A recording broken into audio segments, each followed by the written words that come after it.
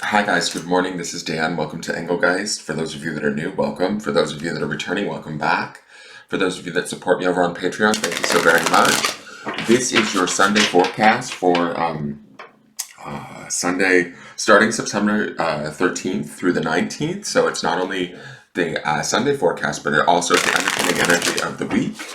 So it's going to give us a little insight into not only what's going to begin for Sunday, but also what will carry us out through the week. If you're watching this video on a date that doesn't align with those dates, that's completely fine. This is a message for the highest good for the greater collective. Therefore, it's to be used whenever it finds you. Hopefully there will be some information or guidance in here for you, validation, that sort of a thing, whenever you see it. So I believe it is a timeless message. I believe that Spirit has ways of getting us what we need when we need it. So take what you need and leave the rest. If anything doesn't make sense, that's completely fine. It doesn't mean anything's wrong or off. You just might be working on something different than what the greater viewing public is. And anything that you see here, any decisions that you make surrounding that after having watched this video, those are your responsibility. All right, so let's get into this. The 13th through the 19th. What does the cards have in store for the greater collective?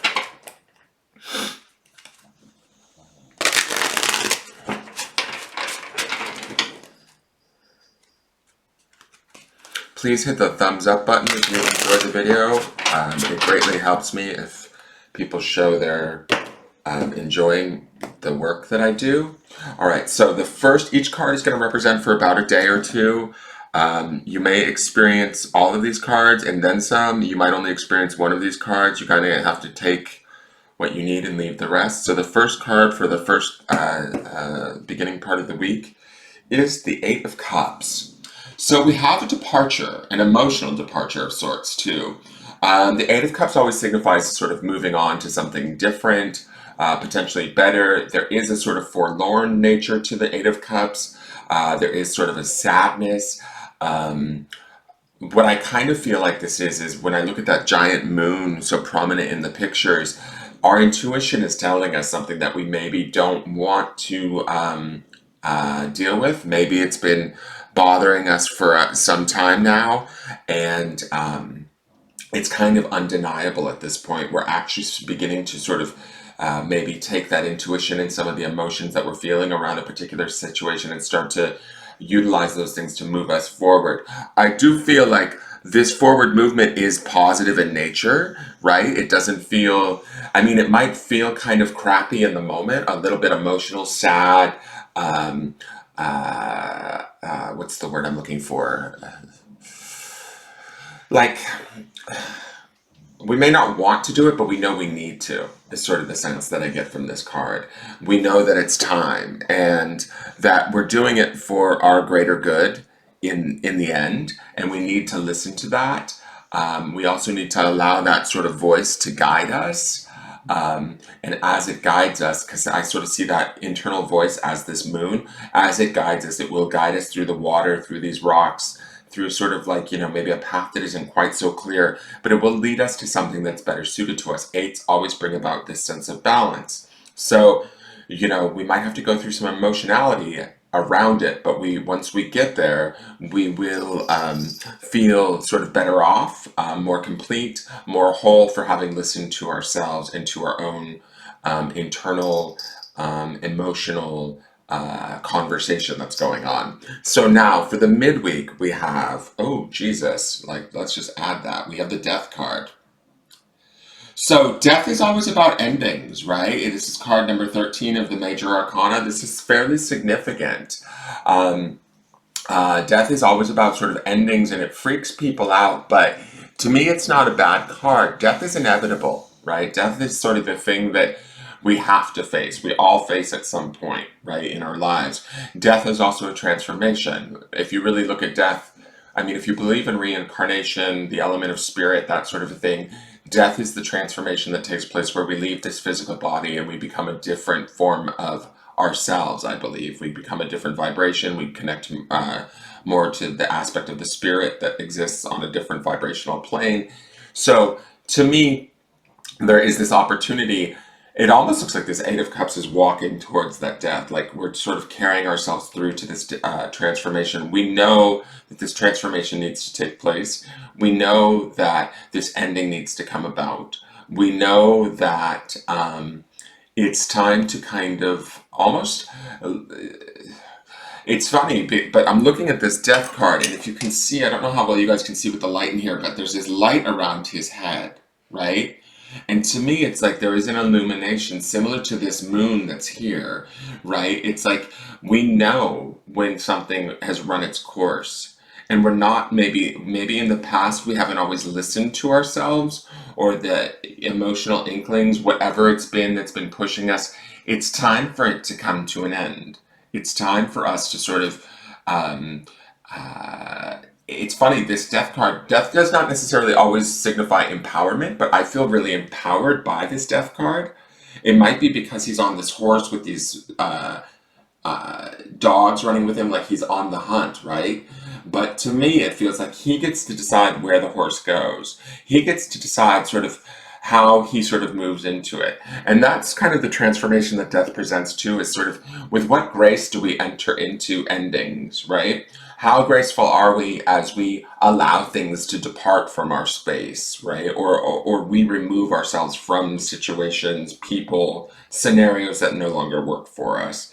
There is a healing and a transformation that does take place. There is a lightening of the load, right? There is also like a taking of the reins, is kind of the feeling that I'm getting from this death card, where even though we might be letting something go that's significant or that we thought we maybe would have for a lot longer than um, we actually did, it's okay. We're empowering ourselves to a degree, right? We will adjust, is the feeling that I get, and we will become sort of stronger in the long run from having done this. So, the third and final card for the end of the week is the Seven of Wands. So this can sometimes be like sort of struggle, fighting. He's certainly struggling against the water here. He also feels like he's holding that seventh wand, like he's almost blocking something from coming at him or towards him. Uh, he seems to be struggling in this stream. It almost feels like to me as I'm looking at this card, like he's trying to get his wands back. We might be trying to get our magic back. We might be trying to get what we sort of know to be true. Wands is the element of fire and like the spirit. There might be um, trying to get a sense of ourselves back by the week's end after whatever transformation takes place in the midweek, whatever it is we sort of have to actively choose to walk away from or separate ourselves from. There's this, to me, I feel like there's a renewed vigor with this gentleman here in the Seven of Wands. Yes, it is work. Yes, it is maybe a struggle. Yes, it might require us to be sort of courageous and stand on our own and be centered and kind of fight for what we believe in. But the truth is that the fight is there. Sevens always sort of signify this moment of making a choice regardless of the ramifications and sticking to that choice, even if it's unpopular or but it's like us holding true to ourselves in a very kind of outward sort of manner. And with this being a wands card, to me, it speaks to the idea of not only holding on to our own sort of spiritual desire, but our own sort of, magic of, say, creation within us, right? That's the wands aspect too. The wands are making me think of, what is it that we want? What is it that we desire? How do we go about creating that magically, right? Using our own internal power, our own internal strength, our own sort of drive to make that happen. That's what this gentleman's doing, standing in this stream, fighting against the water. He's willing to put in this the effort or the energy to make things happen now. I think that some of these things might start to begin to happen for us in the following week, but we have to make that choice or that commitment to ourselves that, okay, a new dawn has come. And it's interesting too, we have this golden background around behind him after this death card. We have these sort of blue hued cards in the beginning of the week, so some of us might be feeling more emotional in the beginning of the week. At the end of the week, it's about sort of a new dawn is coming into play.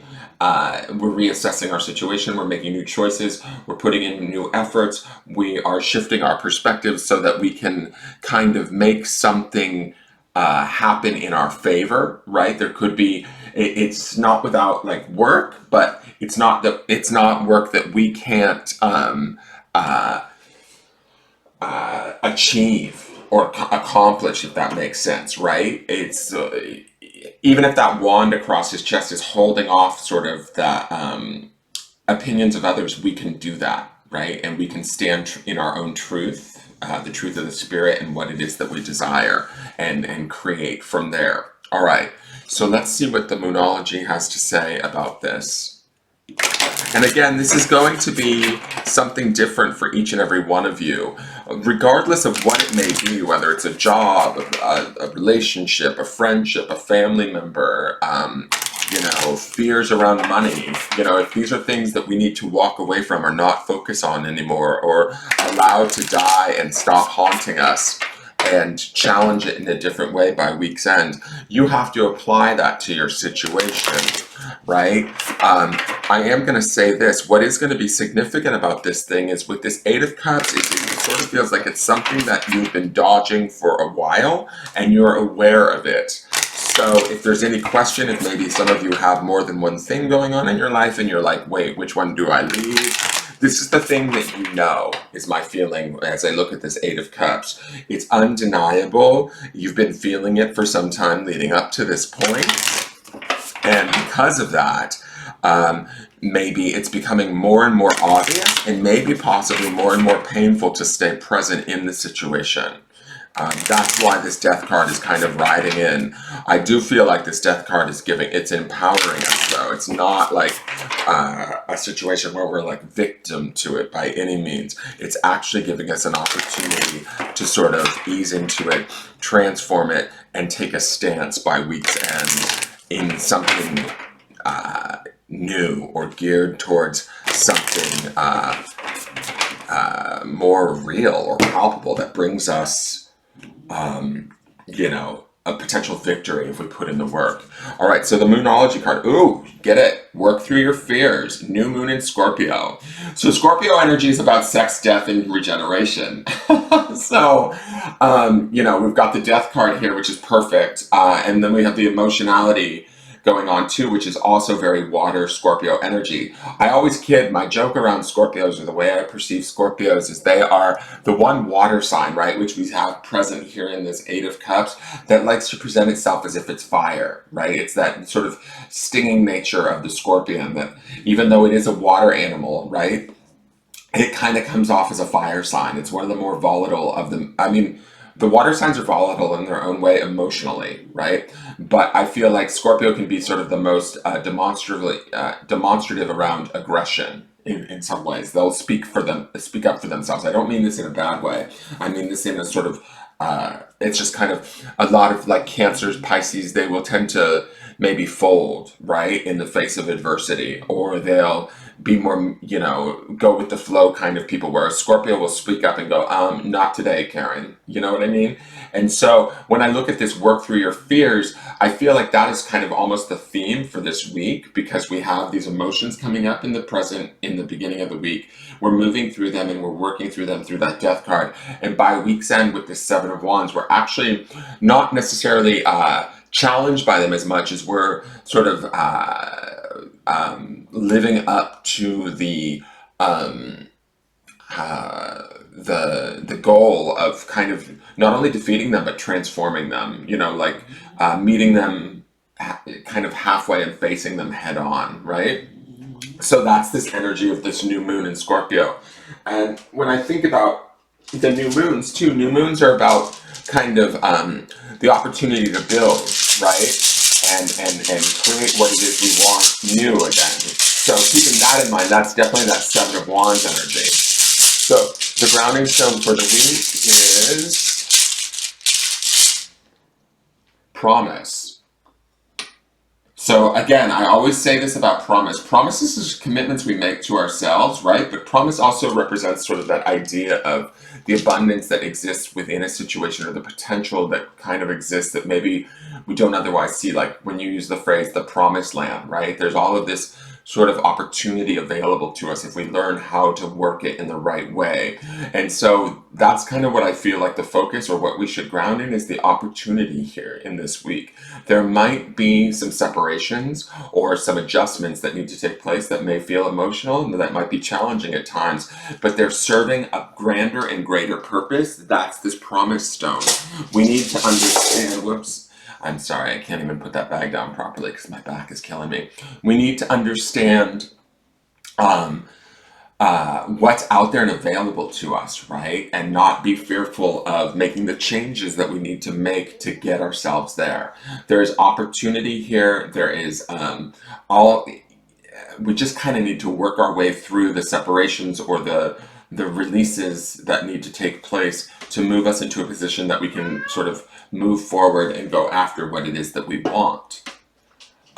It's all there for us, like kind of ready for the taking is the feeling that I have. We're not going to necessarily feel that maybe towards until the end of the week, and we may not even actually experience the materialization of that until the following week. But hold your faith and keep it together. You can get there is kind of the message that I'm getting. That is your forecast for the week. Thank you for tuning in. Please give this video a like, and I will see you tomorrow. Take care. Bye-bye.